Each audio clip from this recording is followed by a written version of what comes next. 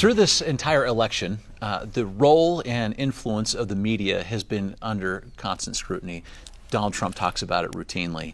And he has a somewhat tenuous relationship, it seems, with the media now, maybe preferring alternative forms of communication, Twitter, Facebook, something kind of like that. What kind of relationship is Donald Trump going to have with the media, and how do you see that relationship going? We're just going to have everyone answer that question, if you don't mind. I think it's going to be really, really tenuous. In fact, almost openly hostile, because Donald Trump likes to go places where people scream his name, and he's at arenas, and he doesn't really like the press, because you've seen it on Twitter. Twitter's his way of getting around the press.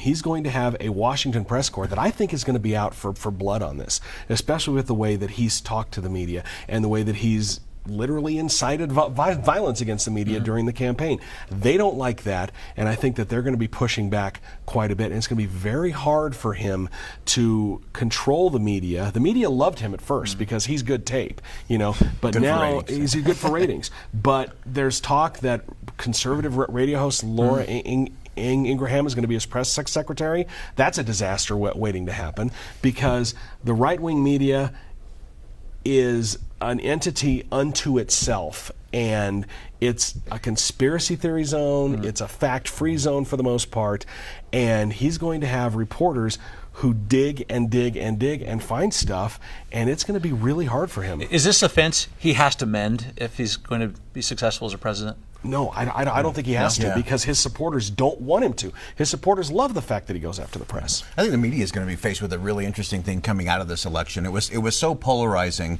and the American people now have so many options of where they can go get their information. And so I don't think that the major networks are going to be able to get away anymore with just bringing someone from the left and someone from the right and letting them shout talking points at each other for 6.5 minutes and calling it great television.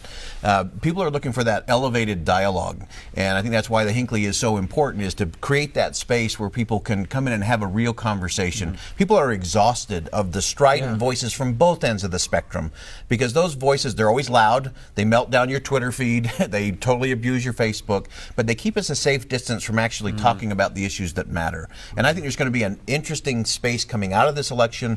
Both political parties are really hurting, they're digging out of a big hole, and I think it's going to create this interesting space to talk about principles and policy and direction.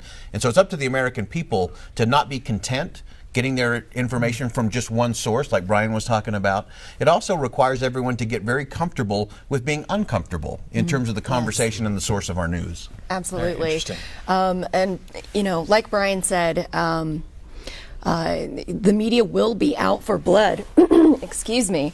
I see that the media will be out for blood. They're going to be, because Donald Trump has gone against tradition in so many ways in terms of his interaction or lack of interaction with the media. But I think that the media being out for blood is going to reinforce his dislike of the media, and it's just going to be this absurd cycle. And so I don't foresee any mending of fences in the near future. There is a fundamental question that the media has been neglecting for at least 10 years.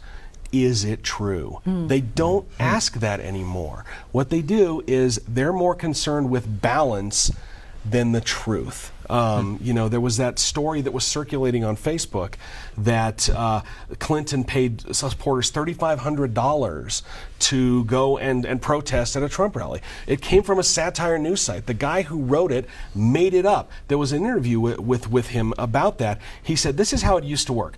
I would write something crazy, people would post it, and then they would realize it's wrong and they would look stupid. He said that doesn't happen anymore, because what happens just is, the last part. especially on the right, it happens on the left too, but mostly on the right, they run with it. There's no fact checking. Facebook actually came up with a tool during the election that would have knocked out a bunch of this fake news out there, but they found that it disproportionately affected right-wing news sites, so they never deployed it. Interesting. Anyway, Whitney, I can give you the final question here. As a member of the media, since you've been part of the problem, of course. Of course. As we've gone through this election cycle, how did you feel as a member of the media when you heard so much negative about the press? So much negativity about the press. Well, it makes me feel as if the American public are losing trust first and foremost, and I think they're reassured that they should be losing trust when you've got a president-elect who lacks trust in the media, it gives me a sense that we need to do a better job of pointing to the facts and saying this is a lie versus that's not quite factual, point blank, this is not true. This is factually untrue, and I think there needs to be more of that happening from the media. Very good. Thanks for the comments, and thanks for your insights. It's been very helpful to talk about this. Thank you.